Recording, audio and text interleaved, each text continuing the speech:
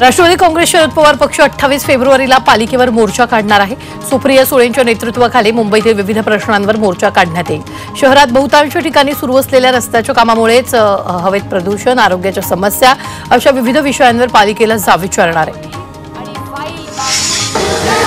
साताऱ्यातील निगडी गावातील राष्ट्रवादी शरदचंद्र पवार पक्षाच्या अनेक सदस्यांनी शिवसेनेत पक्षप्रवेश केला। आमदार महेश शिंदे यांच्या उपस्थितीत हा पक्षप्रवेश करण्यात आला। त्यामुळे तब्बल 30 वर्षांनंतर निगडी ग्रामपंचायतीवर भगवा फडकणार आहे आणि या प्रवेशामुळे शशिकांत शिंदेंना हा मोठा धक्का मानला जातोय। शिवसेना खिळखिळी करण्याचे प्रयत्न सुरू आहेत। दबाव तंत्राचा वापर होतोय, पैशाचं आमिष दिलं जात आहे असा आरोप यवतमाळ वाशिमचे खासदार संजय देशमुख यांनी केला। वणीमध्ये खासदार देशमुख आणि आमदार संजय दरेकरांच्या स्वप्नपूर्ती सोहळ्यात ते बोलत होते। कोल्हापूरच्या मोहोळ तालुक्यातील वादग्रस्त अनगर अप्पर तहसील कार्यालय अखेर रद्द करण्यात आले। प्रशासनानं काढलेला GR मुंबई हायकोर्टानं रद्द केला। याच अप्पर तहसील कार्यालयाच्या कारणावरून राष्ट्रवादीचे प्रवक्ते उमेश पाटलांनी राजीनामा दिला होता। संभाजीनगर महानगरपालिकेचा 2025-26 या आर्थिक वर्षासाठी 44वा अर्थसंकल्प 31 मार्चपूर्वी सादर होणार आहे। अर्थसंकल्पाच्या माध्यमाने महापालिका शहराला काय देणार, मालमत्ता करात वाढ होणार का, पाणी एक दिवसाआड मिळेल का, याकडे नागरिकांचं लक्ष लागलं। साताऱ्यातील पाटणमध्ये मंत्री शंभूराज देसाई यांनी जनता दरबाराचं आयोजन केले। नागरिकांच्या समस्यांचं निराकरण करण्यासाठी जनता दरबारचं आयोजन यावेळी करण्यात आले। संत तुकाराम महाराजांचे वंशज शिरीष महाराज मोरे यांना लोहगड इथं दीपवंदनेनं श्रद्धांजली दिली। शिरीष महाराज मोरे यांना शिवस्मारकावर दीपवंदना करून श्रद्धांजली अर्पण करण्यात आली। ग्रामस्थांच्या वतीनं शोकसभेचं आयोजन केलं होतं। नेहमीच वेगवेगळ्या विषयांनी चर्चेत असणारे शिवसेना शिंदे गटाचे आमदार संजय गायकवाड यांचा डान्स सध्या सोशल मीडियावर व्हायरल होतोय। बुलढाण्यात कालपासून शिवजयंतीच्या कार्यक्रमांना सुरुवात झाली आहे, तर रात्री झालेल्या एका कार्यक्रमात बुलढाण्याचे आमदार संजय गायकवाड यांनी वाघ्या मुरळीच्या एका गाण्यावर ठेका धरला। त्यांचा हा व्हिडिओ आता सोशल मीडियावर चांगलाच व्हायरल झाला। भाजपा सदस्यता नोंदणीत उत्कृष्ट कामाबद्दल भाजपा प्रदेशाध्यक्षाकडून आमदार देवेंद्र कोठे यांचे विशेष अभिनंदन करण्यात आले। भाजप सदस्यता नोंदणीत सोलापूर शहर मध्य मतदारसंघ शहरात प्रथम तर पुणे विभागात चौथं आलेलं आहे। उत्तर प्रदेश विधानसभेचे अर्थसंकल्पीय अधिवेशन 18 फेब्रुवारीपासून सुरू होणार आहे। याआधी विधानसभा अध्यक्ष सतीश महानाई यांच्या अध्यक्षतेखाली सर्वपक्षीय बैठक झाली आणि या बैठकीत मुख्यमंत्री योगी आदित्यनाथही सहभागी झाले। यामध्ये विधानसभेच्या अर्थसंकल्पीय अधिवेशनाबाबत चर्चा झालेली आहे।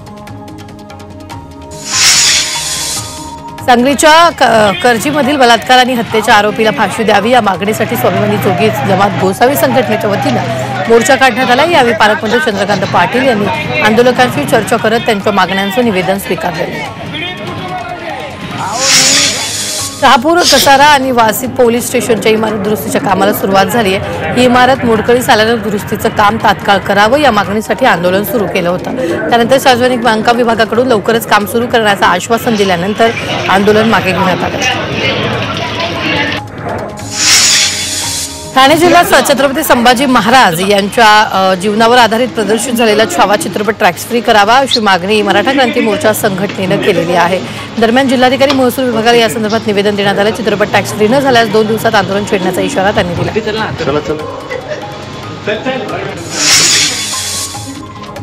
गडचिरोलीत वन कर्मचाऱ्यांचं बेमुदत काम बंद आंदोलन सुरू आहे। वन विभागातील वनरक्षक आणि पदोन्नत वनपाल संघटनेकडून हे आंदोलन सुरू आहे। यावेळी वन विभागात एकस्तर पदोन्नतीचा लाभ देण्यात यावा ही मागणी करण्यात आली। मात्र संघटनेच्या विनंतीला प्रशासनानं केराची टोपली दाखवली।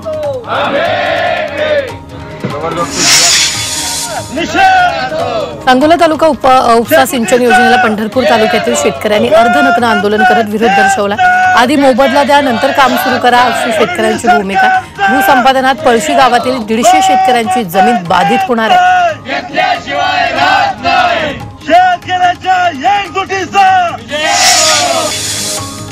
मुंबई मेट्रो 5 प्रकल्पांतर्गत येणारा ठाणे भिवंडी कल्याण हा मार्ग रखडलाय।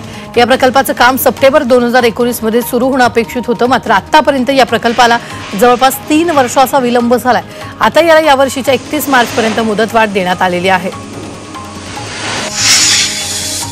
पुणे नाशिक रेल्वे कधी धावणार हा प्रश्न अद्याप अनुत्तरित आहे। मात्र नुकतंच या रेल्वेचे डबे घेऊन जाणारा एक ट्रक पुणे नाशिक मार्गावर दिसला।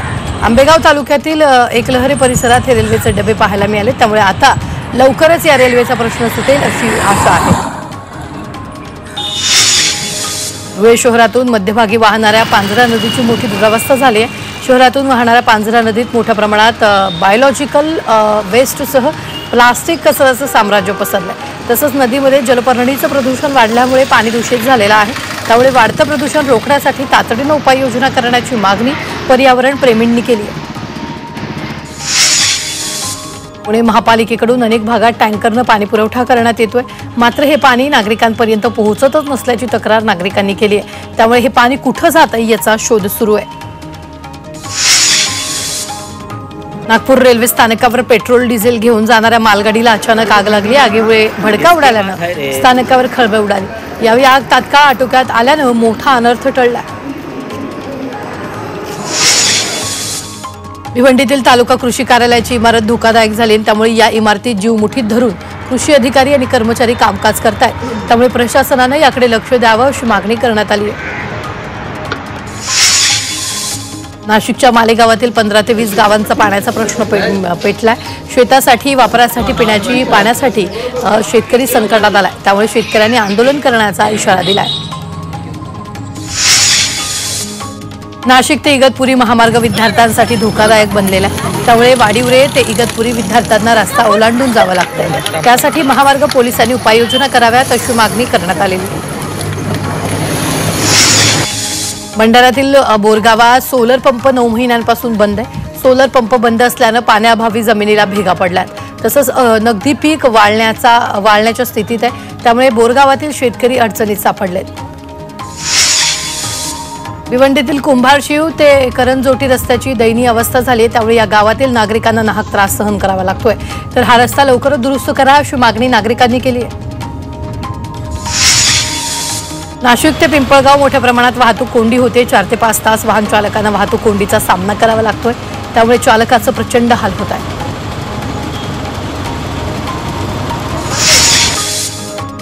पुणे महापालिकेतील 34 गावात कर वसुली केली नाहीये.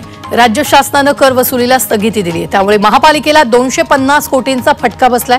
त्यासाठी फेररचनेबाबत प्रस्ताव तयार केला असून तो राज्य शासनाला पाठवला जाणार.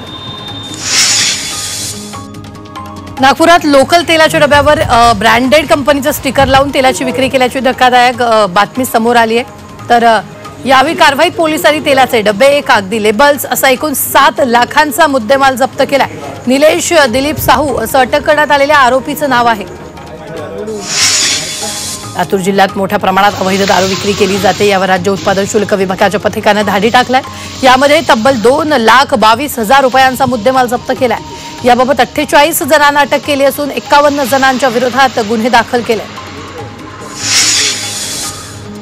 अश्लील वक्तव्याप्रकरणी युट्यूबर रणवीर अलाहाबादी याला सायबर पोलिसांकडून समन्स बजावण्यात आले. 24 फेब्रुवारीला चौकशीसाठी उपस्थित राहण्याचे निर्देश देण्यात आले. तर समय रैना याला उद्या चौकशीसाठी उपस्थित राहण्याच्या सूचना देण्यात आल्या. देवरोडमध्ये झालेल्या गोळीबारातील 2 आरोपींना अटक करण्यात आली. वाढदिवस साजरा करताना गोळीबार करण्यात आला होता आणि या गोळीबारात एकाचा मृत्यू तर 1 जण जखमी झाला होता. अहिल्यानगर जिल्ह्यात साई भक्तांना बंदूक आणि धारदार शस्त्राचा धाक दाखवत लुटले. कोपरगाव तालुक्यात साई भक्तांची गाडी पोहोचताच दुसऱ्या 4 चाकीनं त्यांना अडवलं. त्यातला 7 ते 8 जणांनी मोहित पाटील याचे सोन्या चांदीचे दागिने, मोबाईल आणि रोख रक्कम असा 1,08,000 रुपयांचा मुद्देमाल चोरून ते पसार झाले. कोल्हापूरच्या बिदरीतल्या जिल्हा परिषदेच्या शाळेत सीसीटीव्ही अज्ञातानं फोडले. सौर पॅनल आणि लाईटच्या वायर्स तोडल्यात. विद्यार्थ्यांच्या सुरक्षेसाठी हे सीसीटीव्ही बसवले होते. मात्र तोडफोड झाल्यानं प्रशासन सतर्क झालंय. पोलीस आरोपींचा सध्या शोध घेत आहे. गोंदियात रोख रक्कम चोरणाऱ्या 2 चोरट्यांना अटक करण्यात आली आणि या चोरट्यांनी धारदार शस्त्राचा धाक दाखवून रोख रक्कम लुबाडली होती. या प्रकरणी चोरट्यांवर गुन्हा दाखल केला असून आरोपींकडून हत्यार आणि गाडी जप्त केली आहे. वाशिम शहरातल्या मुख्य बाजारपेठेत फळ विक्रेता आणि ग्राहकांमध्ये वाद झाला. यावेळी फळ विक्रेत्यानं ग्राहकाला चाकू दाखवत धमकावले. याचा व्हिडिओ चर्चेत असून मुजोर फळ विक्रेत्यावर कारवाईची मागणी केली जाते. यवतमाळमध्ये एटीएम कार्डची अदलाबदल करणाऱ्या आंतरराज्यीय टोळीला पोलिसांनी गजाआड केले. पैसे काढायला मदत करण्याच्या बहाण्यानं हात चलाकी करून गंडा घातला जायचा। आंध्र प्रदेश आणि कर्नाटक राज्यातले दोन्ही आरोपी पोलिसांच्या ताब्यात आहेत। सीसीटीव्ही फुटेज तपासून इतर आरोपींचा शोध सध्या घेतला जातो। 3 वेळा तलाक बोलून पत्नीला बेकायदा तलाक दिल्याप्रकरणी रायगडच्या महाडेवाडीची पोलीस ठाण्यात गुन्हा दाखल करण्यात आलाय। पतीसह नातेवाईकांविरोधात गुन्हा दाखल झालाय। पैशांनी फ्लॅटसाठी पीडित महिलेचा छळ होत असल्याचं उघड झालंय।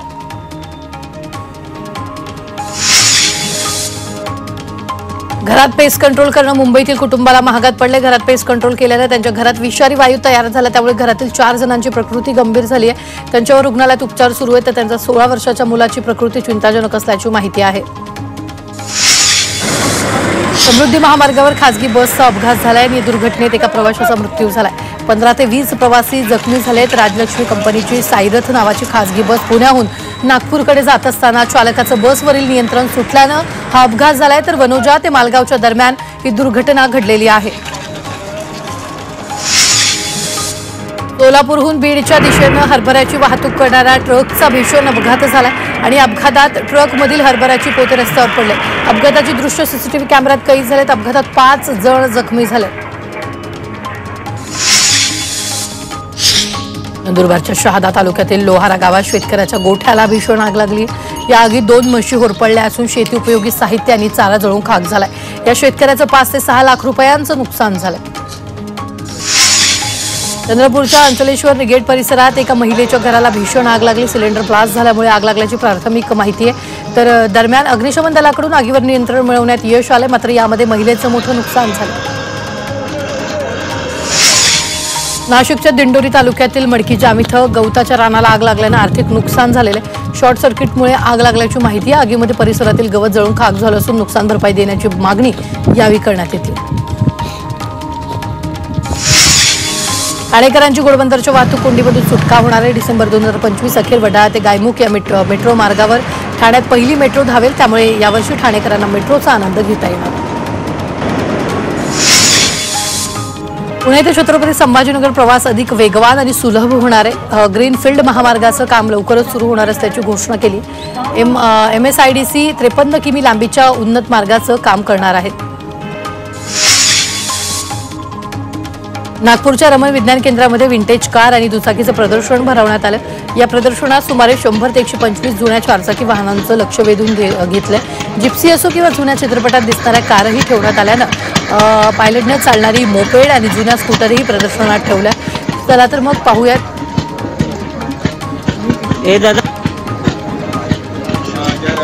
विंटेज कार दुचाकीचं प्रदर्शन हे भरलेलं आपल्याला पाहायला मिळतंय। विंटेज गाड्या आपल्याला या दृश्यांमध्ये पाहायला मिळत आहेत।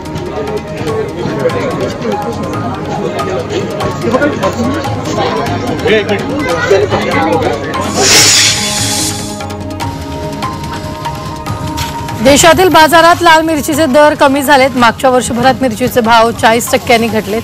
सध्या मिरचीला 12,000 रुपये क्विंटल इतका दर मिळतोय। मागच्या वर्षी हाच दर 25,000 रुपये क्विंटल पर्यंत होता। एकीकडे दर कमी झाल्यानं ग्राहकांना फायदा होतोय, मात्र शेतकऱ्यांचं नुकसान होतंय। राज्यात दुपारी उन्हाचा पारा 35 पार चाललाय, त्यामुळे फेब्रुवारीच्या मध्यातच उन्हाच्या तीव्र झळा जाणवू लागल्यात। पहाटे गारवा आणि दुपारी कडक ऊन असं चित्र सध्या राज्यात सर्वत्र दिसतंय। राज्यात उन्हाचा कडाका अजून वाढण्याचा अंदाज आहे। सध्या सोलापूर जिल्ह्यात उंचांकी 37.7 अंश सेल्सिअस तापमान नोंदवलं गेलं।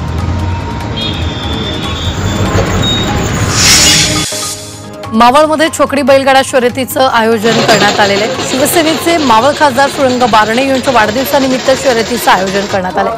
यावेळी शर्यत पाहण्यासाठी नागरिकांनी मोठी गर्दी केली, तसंच विजेत्या बैलगाडा मालकाला 5 दुचाकी आणि रोख रक्कम अशी आकर्षक बक्षिसं ठेवली।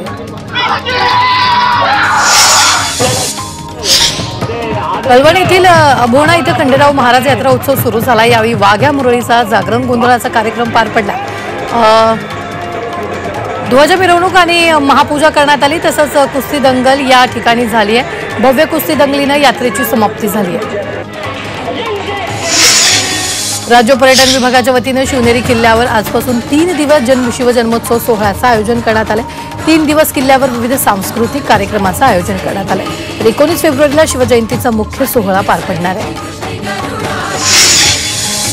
मावळमध्ये बंजारा समाजाचं मंदिर उभारण्यासाठी 51 लाखांचा निधी देण्याची घोषणा करण्यात आली आहे। संत सेवालाल यांच्या मंदिर उभारणी तसंच सभामंडपाकरिता निधी देण्याची घोषणा आमदार सुनील शेळके यांनी केली आहे। आमदारांनी निधी देण्याची घोषणा केल्यानं बंजारा समाजानं समाधान व्यक्त केलंय। अकोला शिवजयंती पर्वावर चित्रकला स्पर्धेचं आयोजन करण्यात आलं। शिवस्मारक समिती, सहकार नगर आणि सार्वजनिक शिवजयंती उत्सव समितीच्या वतीनं स्पर्धा आयोजित केली। या स्पर्धेला विद्यार्थ्यांनी उत्स्फूर्त प्रतिसाद देत स्पर्धेत सहभाग घेतला। धुळ्यातील भगवान झुलेलाल मंदिर ट्रस्टच्या वतीनं सामूहिक पूजेचं आयोजन केलं आणि या कार्यक्रमात सिंधी समाजाचे साधू संत महंतांना आमंत्रित केलं होतं। यावेळी संगमच्या पवित्र जलाच्या उपस्थितावर शिडकाव करण्यात आला। संविधानाच्या 75 अमृत महोत्सवानिमित्त लोणावळ्यात संविधान गौरव रॅली काढण्यात आली। नागरिकांमध्ये भारतीय संविधान जनजागृती विशेष उपक्रम राबवले, तसंच सर्व धर्मगुरूंच्या हस्ते संविधानाच्या प्रती वाटण्यात आल्या। सांगलीतील मिरजच्या एरंडोलीमध्ये जानवी देवीची यात्रा मोठ्या उत्साहात साजरी करण्यात आलेली आहे। तर जागृत देवस्थान म्हणून एरंडोलीच्या या देवीची ओळख आहे। यात्रेनिमित्तानं देवीच्या मंदिरात आकर्षक विद्युत रोषणाई करण्यात आली।